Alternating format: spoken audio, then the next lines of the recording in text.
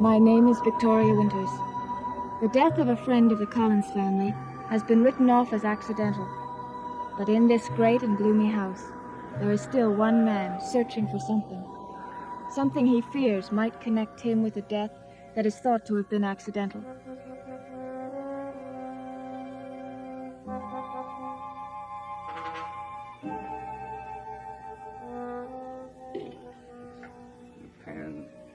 The pen. I was standing just about here. Carolyn offered me the pen, and then left. And then later she came back. By the fireplace here. I offered her the pen. She refused. I put the pen in my pocket. Maybe I changed my jacket. No, I didn't.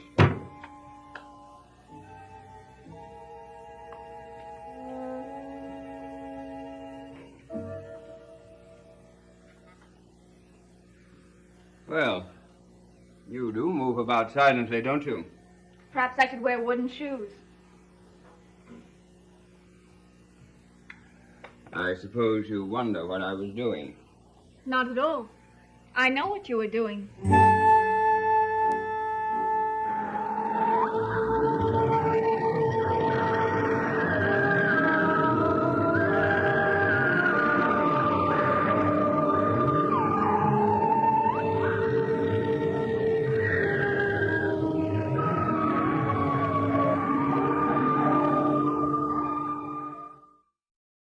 Just what do you think I was doing?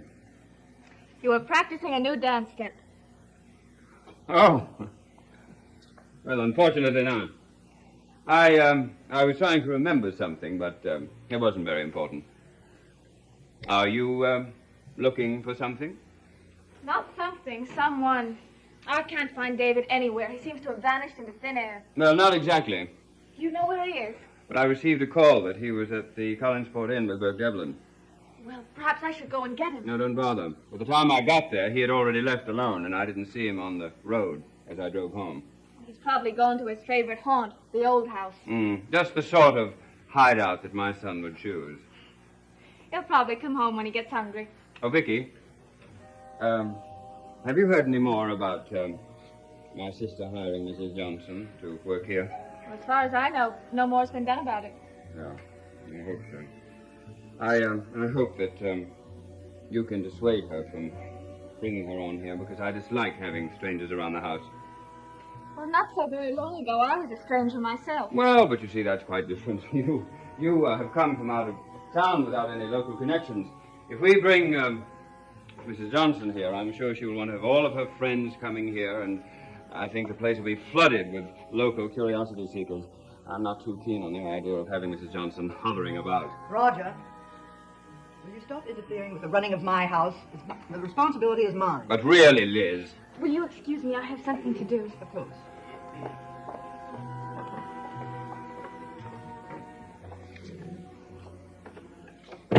Now, Roger. I know Collinwood belongs to you, my dear sister, but since David and I are living here, it seems like we could be consulted before you bring strangers in off the street.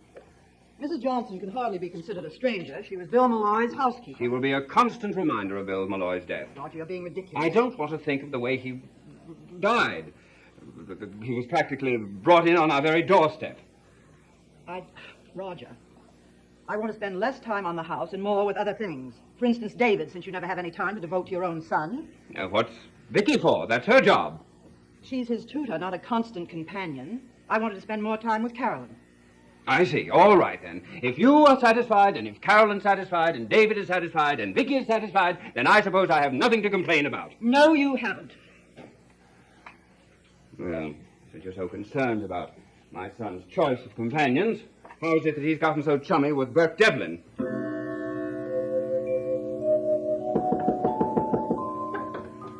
Anybody home? Come on in. Vicky, I have a problem. Ignore it and it'll go away. That's my problem. It already isn't there. I mean, what should I do about Joe? Just because I broke that date with him, he hasn't even called me. Oh, it's early still. I know, but I usually hear from him. Well, why don't you break down and call him? Then he'll think I'm the one in the wrong. Aren't you? Of course, but I don't want him to know that. Well, then what are you going to do?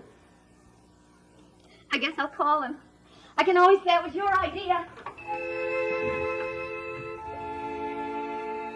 I have no idea why David was in town. All I do know is that he was having something to eat with Burke Devlin at the Collinsport Inn. Mrs. Johnson was there, too. Both of them? Well, apparently not. I'll certainly speak to David about it. Well, I wish you would. All right, Joe. That's marvelous. Well, you get her as soon as you can. Bye-bye. Well, nice to see one happy face around here. I am happy. Good.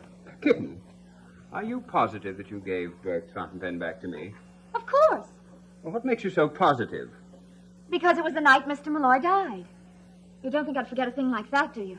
No, I suppose not. And then later you told me you went right from here to the office. So if you haven't found the pen anywhere around the house, you must have lost it on the way. Yes, I could have.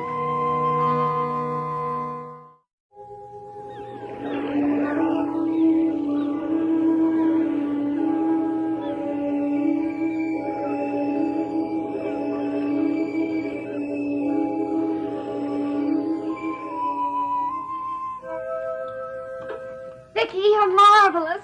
Well, what happened? I did exactly what you said I should do. And Joe pretended as though that argument were all his fault, not mine. Anyway, he's coming right up here. Have you got a scarf I could wear with this? I think so. Oh, look at my hair. What should I do with it? Rush it. Thanks. Have you seen David? Mr. Collins said that he was in town. He's probably back by now.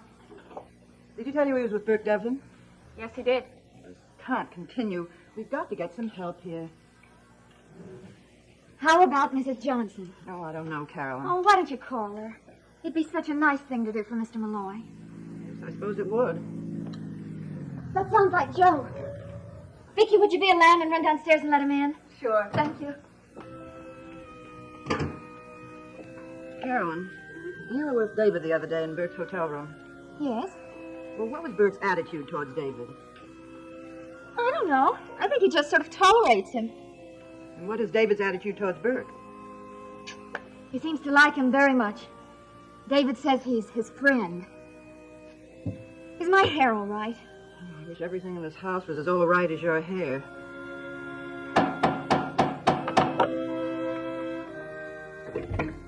Hi, Joe. Hi, Vicky. Carolyn will be down in a minute. Oh, thanks. Listen, Vicky, does Carolyn know I saw you last night? Not as far as I know. Well, I mean, does she know that you saw me? I mean, my being at the Blue Whale? Not from me, she doesn't. Good. She might not understand about me dancing with Maggie. Well, I haven't said anything to her, and I promise you I won't. Vicky, if I didn't happen to be in love with Carolyn, I think I'd be in love with you. Hi, Joe. Oh, hi, Mr. Stoddard. I'm glad to see you. If you go into the drawing room, I want to talk to you. Oh, sure. I'll tell Carolyn she needn't hurry. Thanks.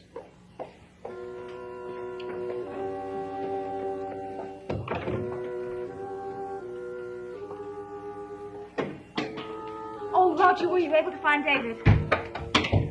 No, I wasn't.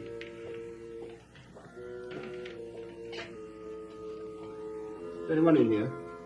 Oh, yes, Mrs. Stoddard's in there with Joe Haskell. Joe? What's he doing here? He came to see Carolyn. Does Carolyn know about last night? Not if you haven't told him. That sounds like a slight reprimand to me. Try and be nice to him.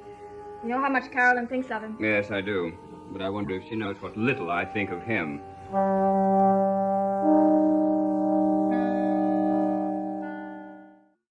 I want to talk to you about your plans for the future, Joe. Oh, well, I don't have any special plans. I would like to have my own fishing boat and be my own boss, but that's a long way off. Am I such a bad boss to work for? No, it's not that. It's just that I've always wanted to be an independent and operate my own boat. Sort of strike out at success on my own. It's Fond answer. I hope I'm not interrupting anything of vital importance. Oh, come in, Roger. I was just about to try and persuade Joe to give up his ideas about becoming an independent. Well, are you afraid that the Collins fishing fleet can't stand the competition? No, but I'd rather have Joe working for us. I thought if I had my own boat, I'd still be able to work for you on a contract basis. Of course, that's possible, but I'd rather you stay on with us. I think you'd do better, and now with Mr. Malloy gone, you might be able to give you a better job. Well, I thought those kinds of decisions were my responsibility, Liz. I'm sure you'll agree with me, Roger. Yes, yes, I suppose so. Well, I don't think it's going to be necessary for either one of you to decide anything. Joe, of course, it's up to you, but I wish you'd give it more thought. And to be in a position to ask Carolyn to marry you... I've already asked her. Well, perhaps without the necessary inducements. You do want to marry her. Well, of course. And perhaps she doesn't want to marry you. Roger, I think it would be better if I talked to Joe alone. As you wish, my dear.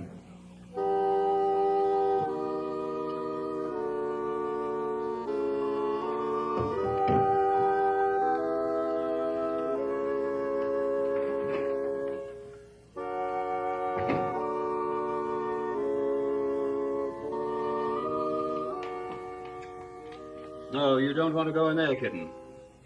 Why not? Well, you're Mr. Haskell and my sister are having a frightfully important conference. Really? What about? Well, I believe your mother is offering Joe some great bribe to take you off her hands. Uncle Roger. You are joking. Well, she wouldn't say it in so many words, but that's what it sounded like to me. Oh, kitten, you can't be serious about marrying an ordinary fisherman. You know, that's the extent of his ambition. What's wrong with being a fisherman? Nothing. Nothing at all. Except, as with all fishermen, he must feel that there are more fish in the sea. What is that supposed to mean? Well, you might ask Joe if he enjoyed his date last night at the Blue Whale. What date? Well, I'm not one to talk out of school, but Vicky and I happened to be there, and we saw him with Maggie Evans. I don't believe it. Well, why don't you ask him? Or better yet, ask Vicky. I'll do just that.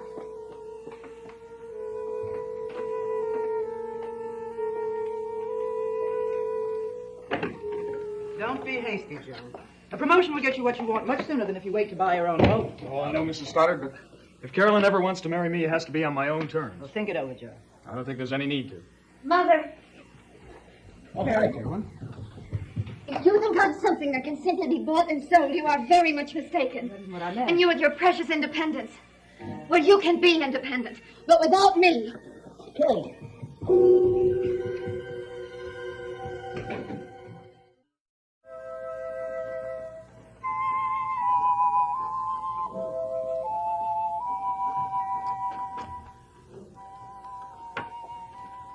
Well, what's the matter? Well, whether I hate you or not. Why me? Why didn't you tell me you saw Joe last night at the Blue Whale with Maggie Evans? Would that have made you happy? You're supposed to be my friend. I think I am. Then why didn't you tell me? Because there wasn't anything to it. It wasn't as though they had a date. Maggie was there with her father. If my Uncle Roger hadn't told me, I never would have known. And you wouldn't have been so unhappy. Is that what you came wailing up here about? Partly. My mother just offered Joe a perfectly wonderful opportunity for advancement in our company. And he turned her down. He still wants to own his own boat. Well, isn't that what you want? Well, yes. Because that's what he wanted. It would have meant we could get married. That's what you're afraid of, isn't it? I don't know. I think I'll take a little walk and see if the sea air doesn't blow some sense into my head. You want company? No, thanks. I think I'll go out to Lookout Point. Who knows, maybe I'll fall in the water and drown like Mr. Malloy. And no more problems. You do that. Only don't get washed up on Widow's Hill.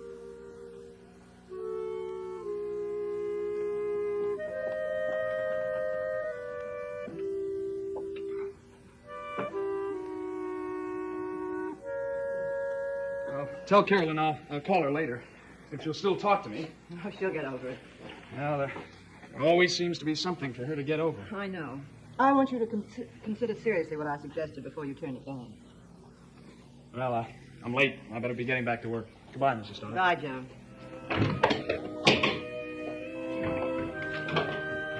Oh, Roger, would you mind going upstairs and telling Carolyn I want to speak to her? As you wish, my dear sister. I think she's in her room. Aye.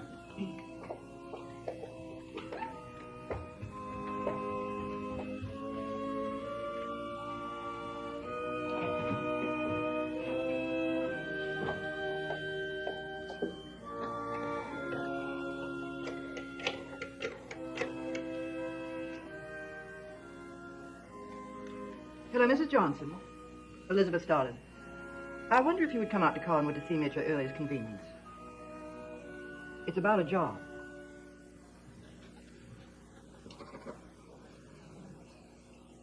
Come in. Vicky, I'm sorry to bother you. I'm looking for Carolyn. Have you seen her? Well, she said something about going for a walk to Lookout Point. Lookout Point. That's where Malloy drowned. Well, it's not always so unlucky. I found this fountain pen there. You found this pen at Lookout Point? It's pretty, isn't it? But it's not much good without any ink. Excuse me.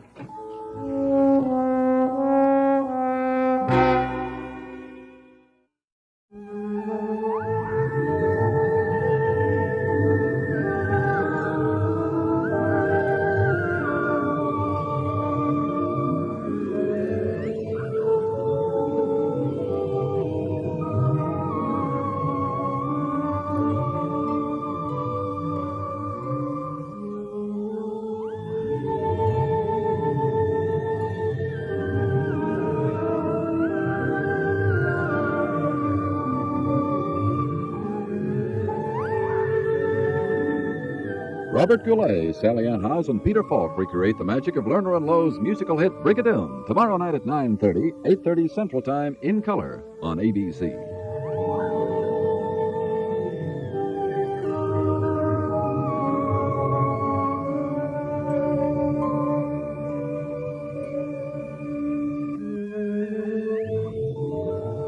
Dark Shadows is a Dan Curtis production.